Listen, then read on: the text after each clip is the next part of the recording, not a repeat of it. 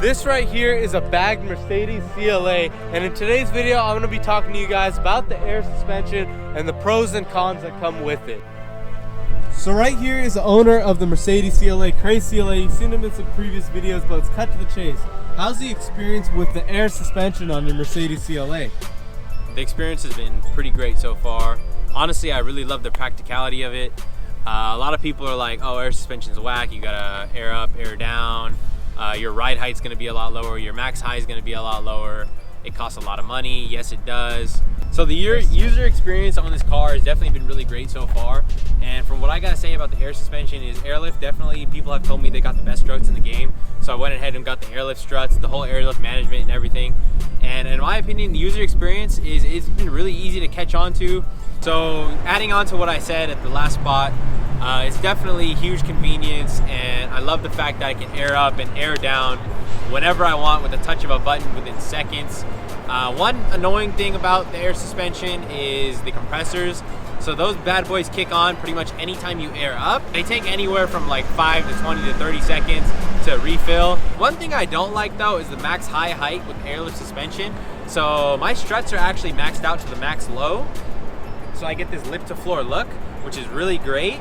But the thing I don't like about it, which I'll show you guys in a second, is the max high height. So if I need to go to a speed bump or driveway, I can still do it, but I still gotta take a pretty fat angle. So the max high height is still lower than stock, but it does do enough good where I can comfortably get over speed bumps and ramps and driveways and stuff like that, and plaza entrances and stuff. So now let's talk about the drivability of being on bags. So because I have a really aggressive ride height and my fitment is kind of aggressive, I will say suspension is not comfortable. Pretty bouncy, kind of like similar to a static car. It pretty much, the high dampening and the pressure that I'm running for the struts kind of mimics like high spring rates, like a coilover setup. Obviously it's not, the ride's not gonna be as harsh, but it's kind of similar to like a aftermarket coilover ride.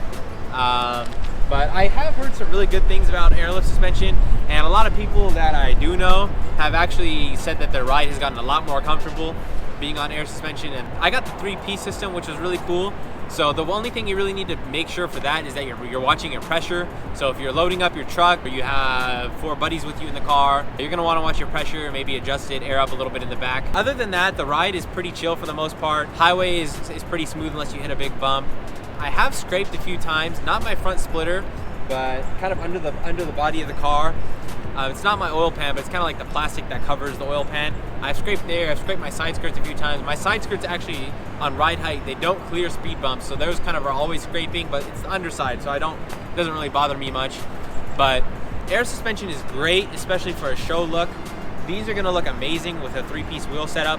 I'll get that nice lip to fender fitment, and then I'll also get that practicality of being able to air up and ride in and out from shows and not having to worry about smashing my fenders on my wide body, smashing my front lip, or messing up my car. So one really cool feature about the car and the airlift system is that as soon as I turn the car on or put the ignition on, the car will automatically raise to ride height. So I have that setting built into my airlift 3-piece management system. So why that matters, you may be asking, is because if you turn your wheel, you're gonna completely just smash your fender off. So that feature is very good to have in case you do forget to air back up, which does happen to some people, believe it or not, which is very unfortunate because it could crack your fender and do more stuff. So hit that ignition and show us.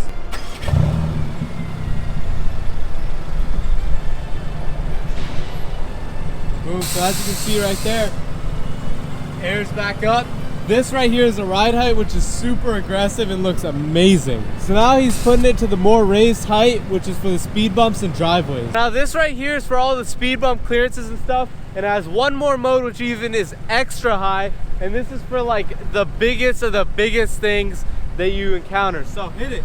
So as you can see, that right there is it. Now I can stick my fist fully under here, even more. As you can see, I have so much under there. Then check out that back. Stick my fist just barely in there, so it raises quite a bit. And then air that thing out.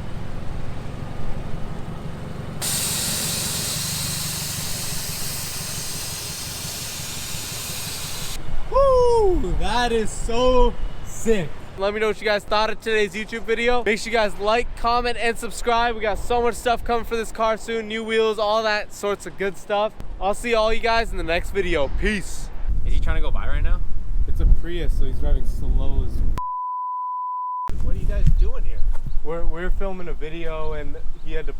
Yeah, we're filming a video, move the but car he can't out of the road? because his battery died. So we're just gonna try to get the battery thing so we can get the air suspension back up.